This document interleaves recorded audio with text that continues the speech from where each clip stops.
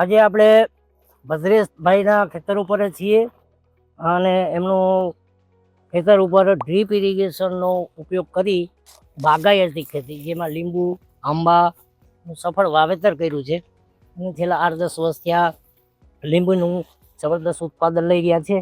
આંબામાં પણ એમનું સારું એવું પ્રદાન છે. તમે જોઈ શકો છો લીંબુ છે એ લગભગ ભરચક છે લીંબુની અંદર. તો આપણે ભદ્રેશભાઈને કહીએ કે ભદ્રેશભાઈ તમે અમારા દર્શકોને તમારો પહેલા પરિચય આપો અને છેલ્લા બાગાયતી કેટલા વર્ષોથી તમે બાગાયતી ખેતી તરફ વળ્યા છો એ પણ બતાવો. મારું નામ ભદ્રેશ પટેલ, ગામ અવાખલ, તાલુકો સિનોર, જિલ્લો વડોદરા. છેલ્લા 13-14 વર્ષથી આ લીંબુની ખેતી અમે કરીએ છીએ. લગભગ 14 વર્ષ ઉપર થઈ ગયા અને ડ્રીપ ઇરિગેશન પર છે. થાઈલેન્ડ સીડલેસ બ્રાન્ડ છે મારી. મબલખ ઉત્પાદન 12 માસ ચાલુ હોય છે.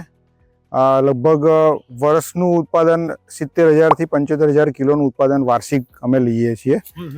અત્યારે ઉનાળાનો એટલે ટોપ સિઝનનો ટાઈમ છે અને એમાં અત્યારે અમારું લીંબુ તોડવાનું કામ ચાલુ જ છે. આપ જોઈ શકો છો અહીંયા આ લીંબુ લાગેલા છે.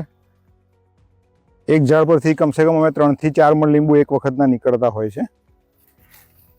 તમારે કેટલા વીઘાની અંદર લીંબુ છે અને ટોટલ 18 વીઘાનું આ વાવેતર છે અને વચ્ચે મેં 350 આંબા કર્યા છે અને વચ્ચે બીજી મારે લીંબુની વચ્ચે જગ્યા છે એમાં મેં કાકડી, પછી ચોરી, મેથી, શાકભાજી જેવા એ પણ અત્યારે મેં મૂકેલા છે પ્રોડક્શનમાં.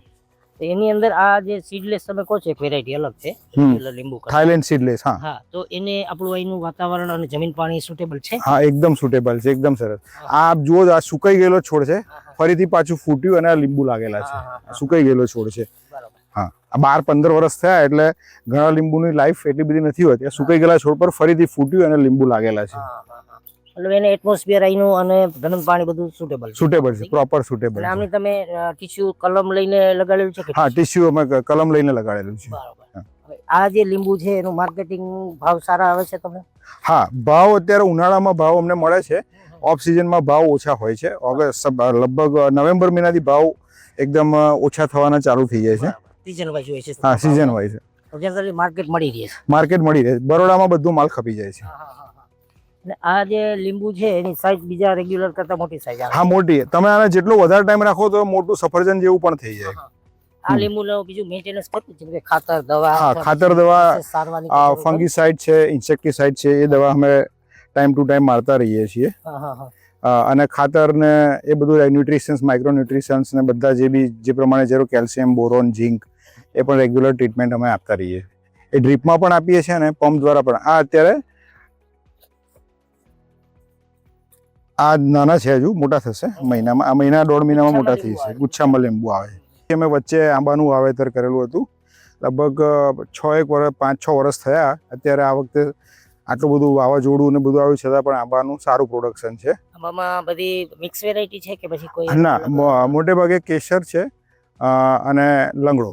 બરોબર છે. આંબાની આ કેટલા વર્ષની આવ્યું છે? આ 6 વર્ષ થયા આંબાને. આ 6 વર્ષનું છે. મતલબ કેટલાક વાર કટિંગ આવી ગયું છે? આ ત્રીજી વખતનું કટિંગ આવશે. હા, તમે છેલ્લા 10-12 વર્ષથી ડ્રીપ ઇરિગેશનનો લીંબુ અને આંબાના પાકની અંદર ઉપયોગ કરી રહ્યા છો, તો તમારા અનુભવો ડ્રીપ વિશે કેવા રહ્યા? ના, ડ્રીપ એટલે અમે સ્ટાર્ટિંગની જ હતી આ ડ્રીપ અમારી, અને સબસિડીમાં ને બધામાં કશો પ્રોબ્લેમ થયો નહોતો. અને એકદમ પ્રોપર ખાતર છોડવામાં, નિંદામણનાશકનો ઉપયોગ એ સ્ટાર્ટિંગ લેવલ પર તો બિલકુલ પ્રોબ્લેમ થયો નહોતો. અત્યારે બી અમે ડ્રીપમાં જ પાણી આપીએ છીએ. એટલે ડ્રીપનો ફાયદો એ થાય છે કે એક સાથે 2-3 દિવસમાં જ આખું ખેતર પીવાઈ જાય છે. મારું ટોટલ 18 વીઘાનું છે. 3-4 દિવસમાં ફર્ટિગેશન, ન્યુટ્રિશન્સ, માઇક્રોન્યુટ્રિશન્સ જે અમે વોટર સોલ્યુબલ છે એ પણ આની અંદર જ છોડી દઈએ છીએ. ખાતરમાં જનરલી કયા ખાતરોનો ઉપયોગ કરો છો? પ્રવાહી ખાતરોમાં? લિક્વિડમાં અમે એટલે પાવડર બેઝ જ યુઝ કરીએ મોટે ભાગે. એમાં લિક્વિડ નાઇટ્રોજન પણ નાખીએ છીએ. Potassium liquid, potassium, zinc, boron, calcium બધું મિક્સ કરીને જે માઇક્રોન્યુટ્રિયન્ટ્સની કીટ આવતી હોય છે એનો પણ અમે યુઝ કરીએ. બરાબર. એ પ્રવાહીમાં ઓગાળી પછી આમાં ચડાવી દેશું સીધું. અને આ જે ઉત્પાદન થાય છે એને તમે પછી વેપારીઓને આપી દો છો કે પછી અહીંયા આવીને વેપારી લઈ જાય છે? ના, આ અમે અમારા પર્સનલ જે કોન્ટેક્ટ છે એમાં જ આપી દઈએ છીએ. ગ્રુપની અંદર જ આપી દઈએ છીએ. એટલે જે ગ્રુપ છે 5-15 જણાનું તમે છે એની અંદર? આ મારું ગ્રુપ મોટું છે એટલે બહાર વેચવા જવાની જરૂર પડતી નથી. અને આ લીંબુનું તમે 18-20 વીઘાનું વાવેતર કર્યું છે, તો મલ્ટીપર્પઝમાં તમને એવું નથી થતું કે ભાઈ તમારે આના પ્રોડક્ટો બનાવવા જોઈએ? અત્યારે છેલ્લા 6-8 મહિનાથી મેં એ લેવલ એ બેઝમાં પણ કામ ચાલુ કર્યું છે.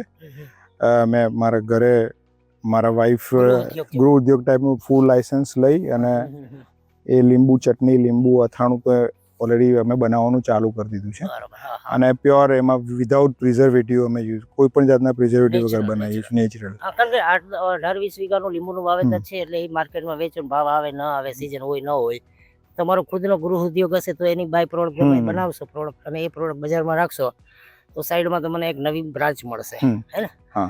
ઓલું વેપારી ઘણી નથી વખત કહેવાતા. સિઝનમાં ભાવ ઓછો મળતો હોય છે તો એ અમે હવે એ રીતે રેટ કોમ્પેન્સેટ કરી કવર કરીશું. હજુ મારે લીંબુ જ્યુસ માટેનું મારું થોડું રિસર્ચ ચાલી રહ્યું છે. એટલે ટૂંકમાં આગળ ઉપર તમારો કંઈક આવો હા પ્રોગ્રામ હા, છે? લીંબુ જ્યુસ માટે છે. ડ્રાય લીંબુ જે હવે તો ડિહાઇડ્રેટેડનો ટાઈમ છે અત્યારે, એટલે ડિહાઇડ્રેટ લીંબુ માટે બી અમે આગળ વધવાના છીએ. ભરેશભાઈ, તમે 8-10 વર્ષથી આ બાગાયતી પાકો સાથે સીધા સંકળાયેલો છો, ડ્રીપ ઇરિગેશનનો પણ પ્રયોગ કર્યો છે, તો અમારા દર્શકોને માનો કે આવો ઇન્ટરેસ્ટ હોય બાગાયતી પાકો તરફ વળવાનો તો તમારી શું સલાહ રહેશે? ચોક્કસ બાગાયતી પાકમાં જવાય, હા, પણ ઘણી વખત એવું થતું હોય છે કે એના કરતાં સાદી ખેતી સારી, પણ લાંબા ગાળે આનો ફાયદો? હા, મને આમાં લાંબુ ફ્યુચર દેખાય છે. એટલે હું તો, મને ઘણા બધા કહે છે કે તમે આ કાઢી નાખો અને સાદી ખેતી કરો, પણ હું એમાં એગ્રી નથી થતો કે આ બાગાયતી ખેતી જ વધારેમાં વધારે સારી. મારા મિત્ર છે એક બીજા, હિતેશભાઈ, અહીંયા અવાખલના જ છે. એમણે હમણાં બહુ જ સરસ નારંગી મોસંબીનું ફાર્મ કર્યું. એ રેગ્યુલર પપૈયાનું ખેતી ડ્રીપ ઇરિગેશન પર કરે છે. અને એની વચ્ચે ગયા વર્ષે એમણે મોસંબીની વચ્ચે ટામેટા ખાલી એમને એમ નાખ્યા હતા તો એને 10 લાખના ટામેટા થઈ ગયા છે. અને થોડી ધીરજ રાખવી પડે, પ્રોપર થોડું મેનેજમેન્ટ કર્યું હોય તો ઘણું જ સારું વળતર મળે છે એમાં. સમયસર એની ટૂંકમાં દેખભાળ કરેલી હોય તો સારા ઉત્પાદન અને સારી રિકવરી પૂરા.